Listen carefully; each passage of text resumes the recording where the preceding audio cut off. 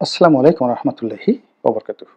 সম্মানিত দর্শক, ২৬শে মার্চ দুপুরবেলায় যখন এই ভিডিওটি করছি তখন ডক্টর মোহাম্মদ ইউনূস চীনের পথে। তার চীন ভ্রমণকে কেন্দ্র করে সরকারের মধ্যে যে বিশাল উদ্দীপনা এবং অনেকটা মানুষের চন্দ্র অভিযানের মতো করেই মিস্টার ইউনূসের চীন অভিযানকে সরকারি দল আখ্যায়িত করার চেষ্টা করছে। এখানে সরকারি দল বললাম এই কারণে যে এখন আর ডক্টর মোহাম্মদ ইউনূস কেবলমাত্র অন্তর্বর্তীকালীন সরকারের প্রধান নন। তিনি অনেকগুলো রাজনৈতিক দল, অতি সম্প্রতি একটি নতুন ছাত্রদের রাজনৈতিক দল, তাদের অনেকের সমর্থনপুষ্ট। তো কাজেই তার যারা সমর্থক, চেলা চামুন্ডা রয়েছেন, সরকারে যারা কর্তায় ব্যক্তি রয়েছেন, দলের যারা নেতাকর্মী রয়েছেন, সবাই বলার চেষ্টা করছেন যে এবার বিশাল একটা দফা রফা করে ডক্টর মোহাম্মদ ইউনূস ফিরবেন।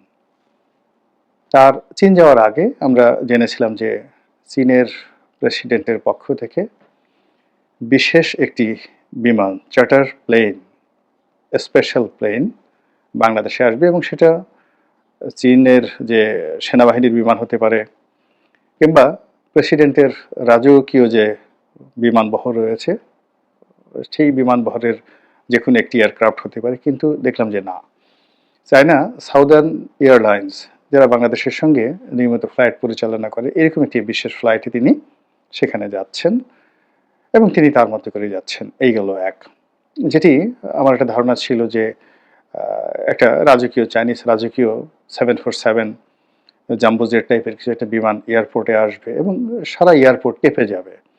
এর কারণ হলো এই মুহূর্তে ডক্টর মোহাম্মদ ইউনূস চীনের কাছে যতটা গুরুত্বপূর্ণ বিবেচিত হতে পারেন বা যেভাবে তার দলের লোকজন বা তার সরকারের লোকজন যেভাবে প্রচার করছে, তাতে করে এরকম একটা চার্টার প্লেন আসাই উচিত ছিল।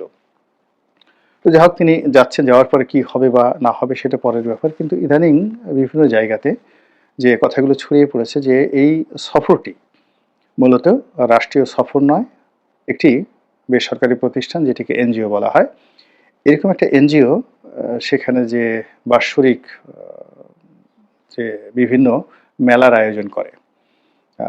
আপনারা জানেন যে চীন সরকারের পক্ষ থেকে একটা মেলার আয়োজন করা হয়, গুয়াংজো ফেয়ার।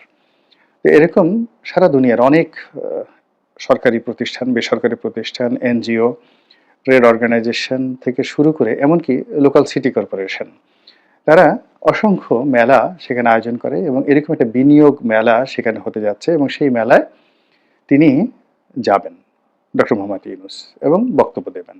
আশ্চর্য ব্যাপার হলো যে এই যারা আয়োজন করেছে সেই আয়োজকদের ইতিপূর্বে যে মেলাগুলো হয়েছে সেই মেলাতে কোনো সিটিং প্রাইম মিনিস্টার, প্রধানমন্ত্রী বা রাষ্ট্রপতি, এটা উগান্ডা, বুগান্ডা, রুয়ান্ডা, যে দেশেই হোক না কেন, আজ পর্যন্ত সেখানে যাননি। কেবলমাত্র ডক্টর মোহাম্মদ ইউনূস এই প্রথম সেখানে যাচ্ছেন। এখন তার সঙ্গে মিস্টার শি, যিনি চীনের প্রেসিডেন্ট, কোনো বৈঠক আদৌ হবে কি হবে না, সরকারি পর্যায়ে সাইডলাইনে কোনো বৈঠক আছে কি না, কিংবা ওই অনুষ্ঠানে চীনের প্রেসিডেন্ট থাকবেন কি থাকবেন না, আমরা এখন পর্যন্ত জানি না। কিন্তু যেরকম একটা জোয়ার তোলা হয়েছিল, সেই জোয়ারে আমরা প্রায় ভাসতে বসেছিলাম যে চীনের প্রেসিডেন্ট আলাদা বিমান পাঠিয়ে তাকে স্পেশাল মেহমান করে সেখানে নিচ্ছেন।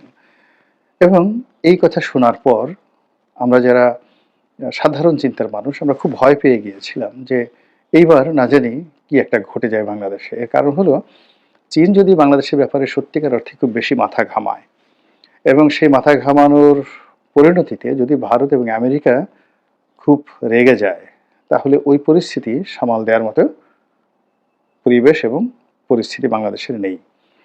দ্বিতীয়ত, ডক্টর মোহাম্মদ ইউনূস তিনি বেশ বয়স্ক মানুষ।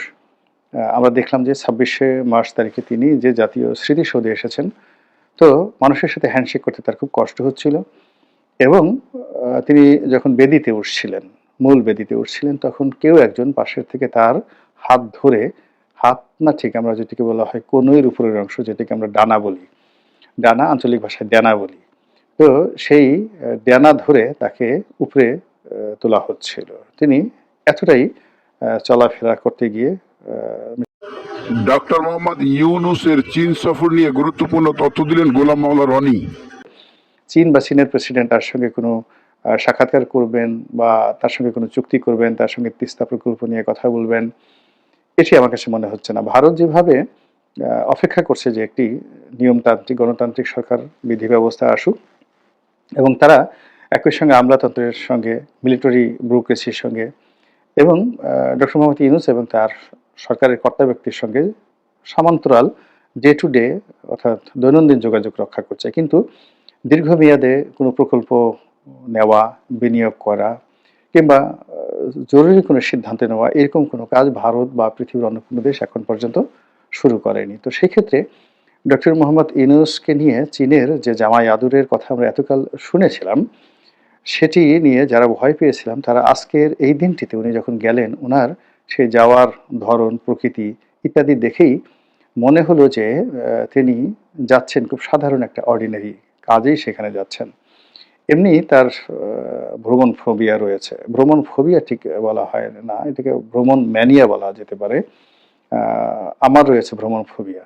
যেকোনো বাস গাড়িতে উঠলে বা প্লেনে উঠলে আমার খুব ভয় লাগে এবং ভীষণ রকম অস্বস্তি বোধ করি। যত বিজনেস ক্লাস, ফার্স্ট ক্লাসটি দেওয়া হোক না কেন, প্লেনে ওঠার সঙ্গে, সঙ্গে আমার বমি চলে আসে।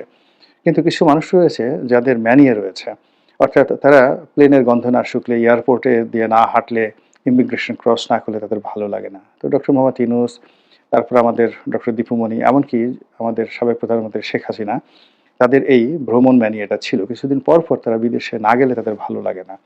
আর ডক্টর মোহাম্মদ ইউনূসের আরও একটি ম্যানিয়া রয়েছে, সেটি হলো তিনি বিদেশিদের সঙ্গে কথা বলতে খুবই পছন্দ করেন। বড় ডায়াস পেলে তিনি মোটিভেশনাল স্পিচ দিতে খুবই স্বাচ্ছন্দ্য অনুভব করেন এবং বিদেশের মাটিতে হলে তো কোনো কথাই নেই। তো সেক্ষেত্রে চীনে এরকম একটা সুযোগ তিনি পেয়েছেন, সেটা গ্রহণ করেছেন সঙ্গত কারণেই।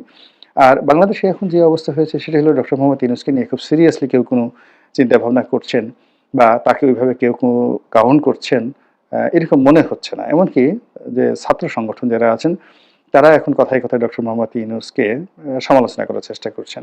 কিংবা যে সকল উপদেষ্টারা একসময় তাকে খুব তোয়াজ এবং তদবির করতেন, তারাও অনেকটা নির্লিপ্ত হয়ে গেছেন, অনেকে স্টপ হয়ে গেছেন, অনেকে অনেকটা ড্যাম কেয়ার ভাবে যতদিন আছি ততদিন কাজ করতে হবে বা কাজ করব না, এভাবে তারা তাদের মতো চলছে। সারা বাংলাদেশের বিভিন্ন জায়গাতে যে স্তবরিত দেখা দিয়েছে, অর্থাৎ ইউনিয়ন পরিষদগুলো যেখানে প্রতিদিন হাজার, হাজার মানুষ ভিড় করে, টিআর, কাবিখা, ভিজিএফ থেকে শুরু করে জন্ম নিবন্ধন, এরপর ট্রেড লাইসেন্স, হাজারো কর্মকাণ্ডের জন্য। সেখানে চেয়ারম্যান নেই, সেখানে রয়েছে প্রশাসক। ফলে সেখানে নানা রকম কর্মকাণ্ডের অসুবিধা হচ্ছে, পৌরসভাতে অসুবিধা হচ্ছে, সিটি কর্পোরেশনে হচ্ছে, সংসদ নেই। ফলে জনগণ অনেকটা দিশেহারা হয়ে পড়েছে এবং তারা ডক্টর মোহাম্মদ ইউনূসের কাছে তাদের কথা জানাবেন, বেদনার কথা জানাবেন, দেখা সাক্ষাৎ করবেন, ওইরকম পরিবেশ পরিস্থিতি দেশে নেই। ফলে কি হচ্ছে, ডক্টর মোহাম্মদ ইউনূসের হাতে এখন অফুরন্ত সময়, অনেক ফ্রি তিনি। এখন এই ফ্রি টাইমে তিনি যদি চীন দেশে গিয়ে থাকেন এবং সেখানে জামাই আদর তিনি পেয়ে থাকেন বা পাওয়ার আশা করে থাকেন, সেটা ভিন্ন একটা বিষয়। কিন্তু এখানে যে বিষয়টি আমরা প্রথমে চিন্তা ভাবনা করেছিলাম যে চীন হয়তো তাকে তিস্তা প্রকল্পের জন্য নিচ্ছে, এটি সরকারি পর্যায়ের একটি যাকে বলা হয় দ্বিপাক্ষিক বৈঠক এবং এখানে চীন খুব আগ্রহ দেখিয়ে তাকে নিচ্ছে এবং এখানে আরও অনেক কিছু হবে, চীনের সঙ্গে বাংলাদেশের অনেক কিছু হবে। কিন্তু এখন তার এই যাওয়ার যে প্রাক্কালে এটি মনে হচ্ছে না, ওসব কিছু না। তিনি গেছেন, মানুষের কিছু বলার দরকার, মানুষের কিছু দেখার দরকার, তিনি খুব ব্যস্ত, তাও বোঝার দরকার আর তার নিজেরও রিফ্রেশমেন্ট দরকার। বাংলাদেশ আসলে খুবই যন্ত্রণাময় একটা পরিবেশ পরিস্থিতি তৈরি হয়ে গেছে তার জন্য। ডেইলি এটা দাও, ওটা দাও, মিছিল করো, মিটিং করো, সমালোচনা শুনো, নানা রকম কথাবার্তা শুনো। এখানে আসলে প্রাণ ভরে নিঃশ্বাস নেওয়া যায় না। তো সেক্ষেত্রে চীনের বাতাসে গিয়ে যদি প্রাণ ভরে একটু নিঃশ্বাস নেওয়া যায়, সুন্দর করে একটু ইংরেজিতে কথাবার্তা বলা যায়, যদি একটু রিল্যাক্স হওয়া যায়, সেটা ক্ষতি কি? কোনো অসুবিধা তো নেই। আর অন্যদিকে যদি তকদির ভালো হয়ে যায়, যদি সেখানে সত্যিকার অর্থে সরকার এগিয়ে আসে, সাইড লাইনে তার সঙ্গে আলাপ আলোচনা করার চেষ্টা চালায়, বড় কোনো বৈঠক হয়ে যায়, লেনাদেনা বা খবর দেওয়ার মতো কিছু একটা ঘটনা ঘটে যায়, তাহলে তো কোনো কথাই নেই।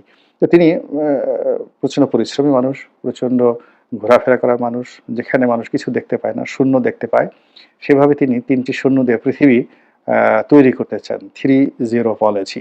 তো সেই 3-0-র যে জনক, ৩টি শূন্যের ৩টি ডিম্ব, সেই ৩টি ডিমের জনক ডক্টর মোহাম্মদ ইউনূস এখন চীনে গেছেন বাংলাদেশের পক্ষ হয়ে।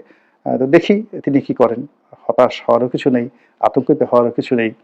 আবার যাকে বলা হয় খুব আশাবাদী হওয়ারও কিছু আছে বলে আমি মনে করি। আল্লাহ আমাদের সবাইকে হেদায়েত দান করুন এবং হেফাজত করুন। আসসালামু আলাইকুম ওয়া রাহমাতুল্লাহি ওয়া বারাকাতুহু।